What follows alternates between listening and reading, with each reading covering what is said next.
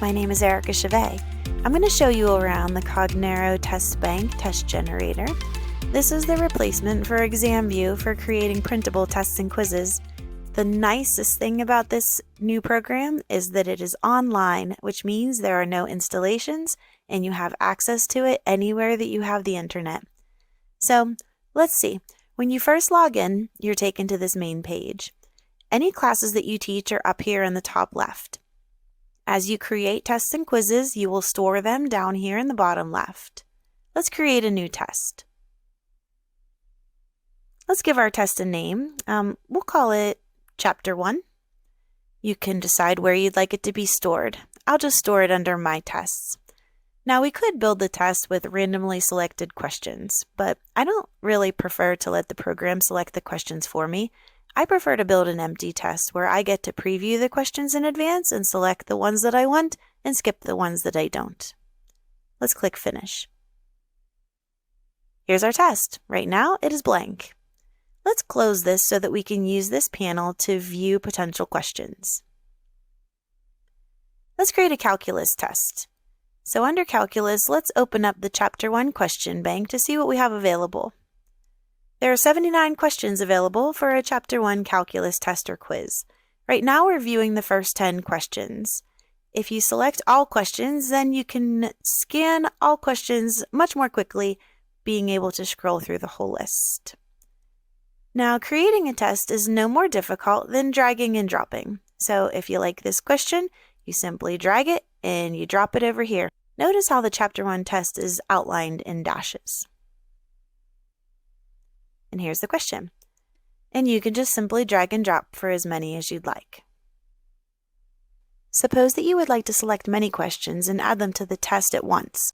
There is a multi-select tool at the top here. So we can enable multi-select, and that's going to give you a warning that other functions will be disabled while you're in multi-select mode.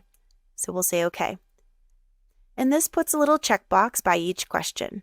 So you can check however many questions you would like. And once you are done selecting the questions that you're interested in, you notice that there's only one option available to you up here at the top. That's to help you out so that you can know exactly where you need to go to add those questions to your existing test. You can also add them to your test by clicking on the green arrow right here. So let's do that. And let's go ahead and select the test that we have just created. We put it under My Test and we called it Chapter 1. As it's adding the questions, you'll see a little bar build across from left to right, and it says Finished. We can say Done. Okay, all of our questions are in the Chapter 1 test, and here's what we've put together so far. We have 8 questions, and here they are. Now, suppose we are not content with the order. We can rearrange the questions simply by dragging and rearranging them, and they renumber appropriately. Now we're ready to print our test. Go to File, Export, and you can print this as a Word document, which will allow you to have editing capabilities for spacing purposes. You could also print this as a PDF, which will give you the option to print a single version or multiple versions in which randomization is used. Also under Export, you could export this to your classroom management system of choice. What this would do is provide a download that you would upload then to your particular course, such as Canvas, and the questions would be in your course and the students could answer them straight through your Canvas page. Let's go ahead and download our test as a Word document. This will take just a moment as it generates a Word document. Whenever it's completed, it'll give you a link to click here to download your Word document. Now this will take the Word document to your download folder. So we'll go ahead and click on that download link and open up your test. Make sure that you click Enable Editing so that you can adjust the spacing as you'd like. So let's suppose that you'd like your students to have more spacing for this question. You can just simply put spaces in here.